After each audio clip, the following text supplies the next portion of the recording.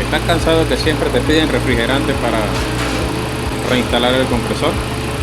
Nosotros no le pedimos refrigerante al cliente, sencillamente lo reutilizamos, lo filtramos antes de envasarlo y una vez envasado lo volvemos a filtrar y se lo suministramos al equipo, su mismo refrigerante. El cliente no paga por refrigerante. No paga por refrigerante.